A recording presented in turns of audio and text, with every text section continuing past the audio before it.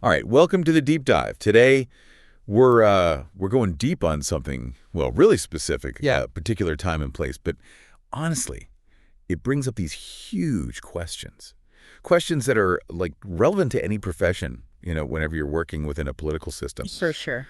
We're talking about Philippine social work during martial law, so like 1972 to 1986, that whole period. And to do this, to really dig in. Right. We've been looking at a bunch of articles from a professional journal called Social Work, Okay. which was published by the Philippine Association of Social Workers. That's PASW. Yeah, the PSW. And this was between 72 and 84, so right in the thick of it. Right, and it. We're also looking at this this analysis by you from 2006. Oh, yeah. It's called Interrogating Social Work. Philippine Social Work and Human Rights under Martial Law. Quite a title. It gets right to the point, doesn't it? It does. Now, you might be thinking, like, okay, Philippine history, decades ago, what that got to do with me? Right, right. Fair enough. But here's the thing. What we're going to uncover, what we're going to unpack here is this relationship, right? It's like a triangle. Okay. You got the professional body, in this case, social work. You've got human rights, which are, well, fundamental. Of course. And then you've got political power, which could be, well, pretty messy. Yeah, it can be pretty influential. It can be.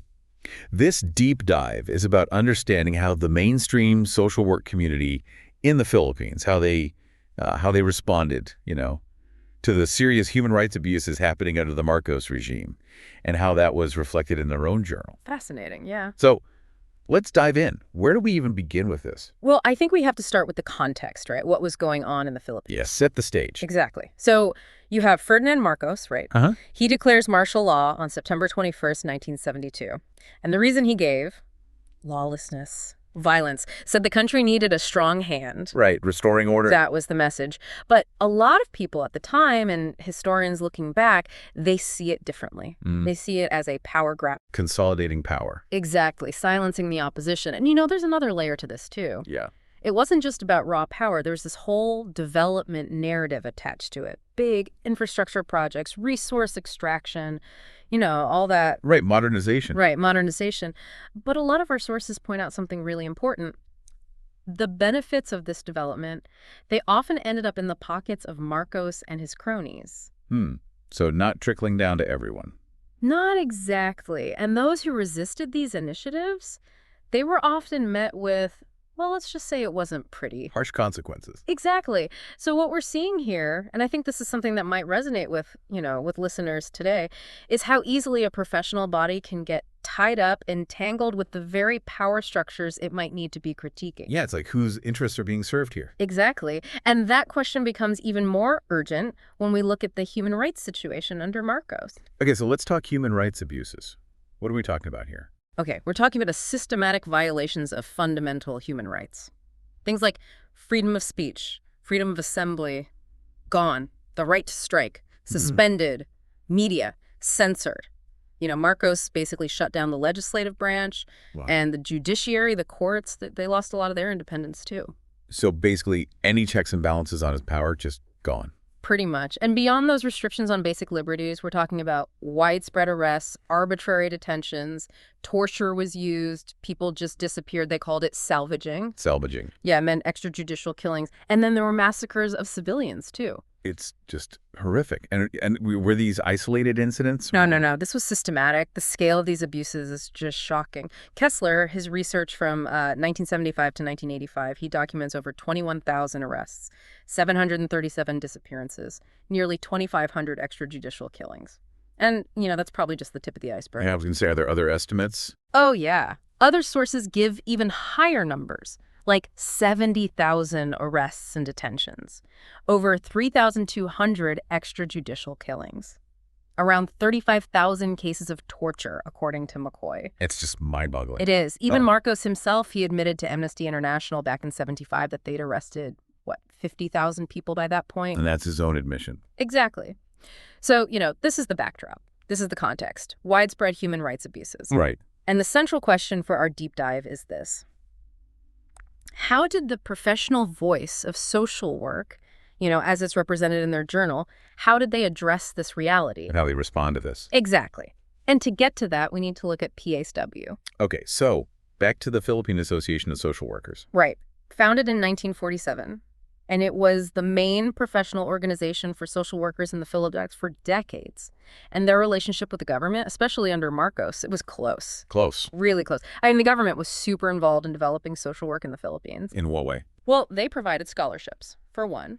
And there was Republic Act 4373 and 65. That's the one that officially made social work a profession. Okay, so the government's playing a key role here in shaping the profession. Totally. And this relationship, it gets even stronger under Marcos. Stronger? How so? Imelda Marcos, right, his wife, her social secretary, Estefania Aldabalim, she was the Secretary of Social Welfare for a big chunk of the 70s. Wow. And then you see PASW presidents also holding, like, high-level government positions at the same time. No kidding. So like overlapping roles. Totally overlapping. For example, the PASW president from 75 to 76, he was also the Undersecretary for Social Welfare. And later he became the Social Welfare Secretary until Marcos was ousted in 86. So we're talking about the leadership of this professional organization being directly connected to the government that's committing these human rights abuses. That's the situation. Wow. And this is where the Social Work Journal comes in, right? This is kind of our window into their world. Exactly. This is our primary source. Published by PSW between 72 and 84, it's a key indicator, like you argues, of the mainstream professional community's stance. And here's the thing that's so striking. What's that? There's almost no direct questioning of these human rights violations. Really? They're just silent on this. For the most part, until the very end of martial law, yeah. So they're not speaking out against it, but are they at least, acknowledging it in some way? It's more than just silence, actually. The journal actually published articles praising the Marcos regime. Praising them. Yeah, praising their initiatives. For example, there's this article by Estefania Aldabalim, right, the Secretary of Social Welfare. This is in 1973. She's really enthusiastically supporting the development policies of what Marcos called the New Society. The New Society. Yeah, that was his whole thing. We should probably explain that a bit. For people who aren't familiar with Philippine history, what was the New Society? Right, good point. So the New Society, it was Marcos's ideological framework for martial law. A lot of emphasis on national unity, development, discipline, all that. But critics said it was really just a cover for authoritarianism, silencing dissent. Right, like a branding exercise. Kind of. So anyway, Lim's article, she's talking about the New Society, and then in the same year, you have Cardenas. Cardenas. Yeah, he goes even further. He actually says that one of the benefits of martial law is the increased role of public policy. It's almost surreal to think about these supposed benefits against this backdrop of widespread repression and fear. Right, and it doesn't stop there.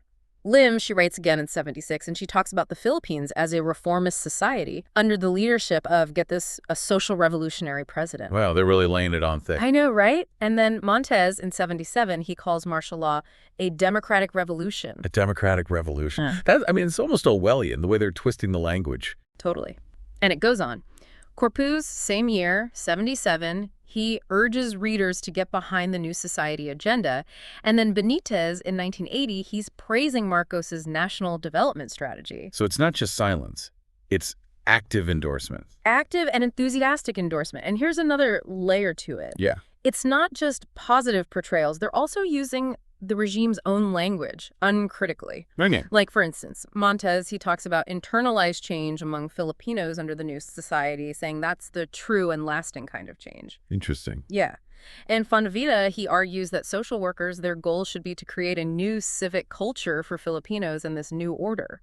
So they're not just echoing the regime's message, they're using its own terminology. Yeah, it's like the professional discourse is just totally intertwined with the government's propaganda. It's really remarkable, and it gets even more, striking, because they go even further than that. What do you mean? Ferdinand Marcos, the president himself, and Imelda Marcos, they were invited to speak at PSW conferences. Yeah, and their articles are published in the journal, too. While people are being unjustly detained, tortured, disappeared, the president's writing about his commitment to child welfare, and the First Lady's talking about humanism as the guiding principle for social service in the New Society. Wow. Yeah, it's a pretty stark contrast. It is. So they're not just silent. They're not just endorsing. They're literally giving the leaders of this repressive regime a platform. A platform in their professional journal, yeah. And then there are other articles that really show how closely PASW is aligned with Marcos's vision. Like what? Well, you have Abello. He was president of the Council of Welfare Agencies of the Philippines, and he talks about making sure social services are aligned with the new society objectives. And no mention of, like, the lack of civil liberties? Nope, none at all. Hmm. Then you have Lasan, the PSW president at the time, and he's all about expressing appreciation for the Marcos administration's support, pledging cooperation with national development. Yeah.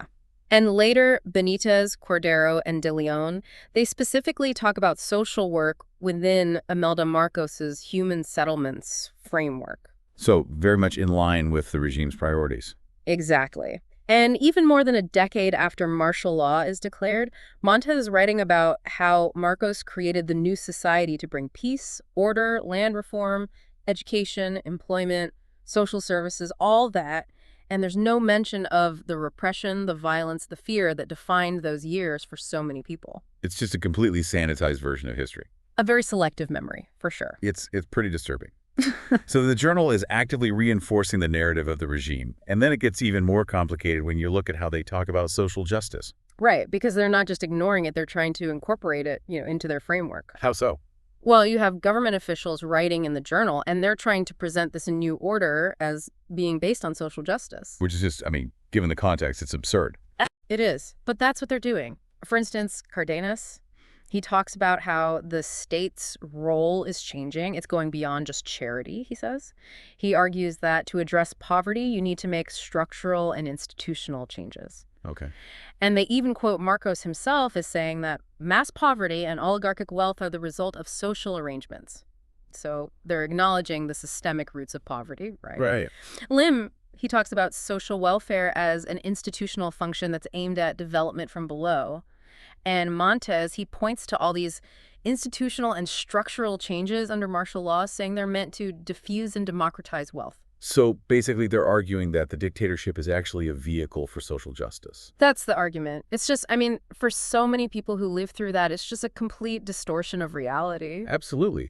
But it's really important to remember, this wasn't the only response from social workers in the Philippines during this time. Absolutely. The journal paints a very specific picture, but it's not the whole story. Right? There were other voices, other actions. Mm-hmm. It is sobering, though, to see this kind of, silence, this complicity in the official record. For sure.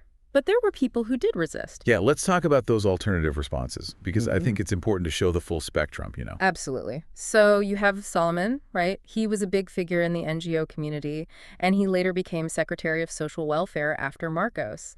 And he talks about how a lot of social workers chose to work outside of the government, in NGOs. They saw it as a way to fight the dictatorship from below.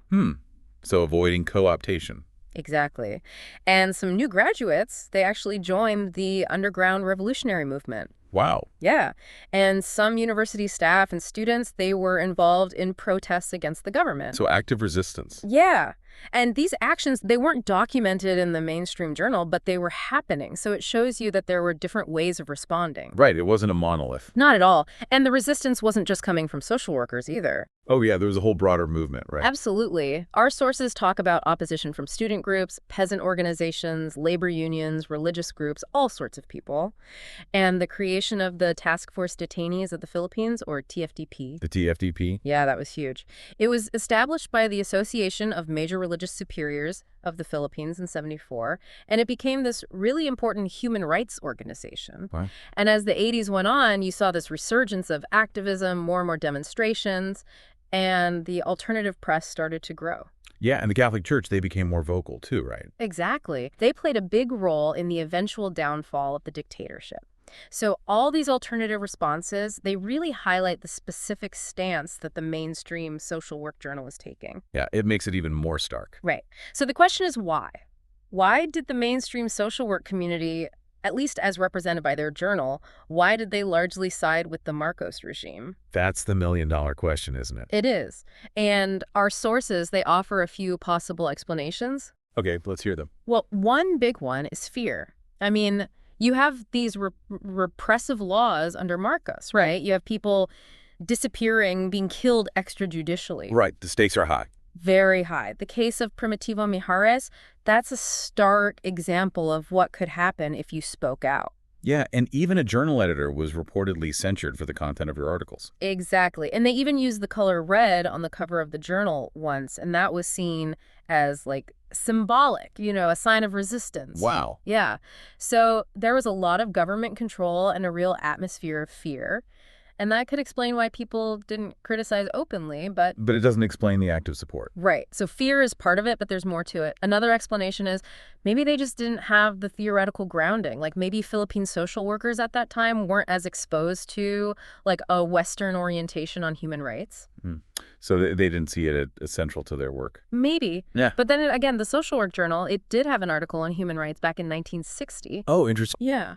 And, Filipinos had lived through World War II, so the issue of human rights violations, it wasn't foreign to them. Right. That was a very real experience. Exactly. And social work, even though it was a relatively young profession officially, it had been practiced in the Philippines for a while. So I don't think lack of professional maturity is the whole explanation either. Okay, so what else is there? Well, there's this idea of a technocratic culture. The Marcos government, they really emphasized this technocratic approach. Technocratic, what does that mean? Like, they saw societal problems as technical problems that could be solved through planning, expertise. And not political problems. Right. They downplayed the political aspects, the power dynamics, the issues of rights. That's good. So you see these government officials writing in the journal, and they're talking about things like, using technology for rural development or changing people's eating habits to address malnutrition. And even when they talk about social planning, they frame it as this technical way to achieve a more just society. And they kind of sidestep the fact that there are these huge power imbalances, these political realities that are at play. So the human rights abuses are just kind of like swept under the rug. In a way, yeah. It's like they're compartmentalizing or even rationalizing these abuses as separate from this overall development agenda. It's a way to avoid confronting them, basically. Exactly. And then another factor could be that the profession itself was worried about its image, its legitimacy. Okay, how so? There was this concern that social workers were seen as just volunteers, charity workers, not real professionals.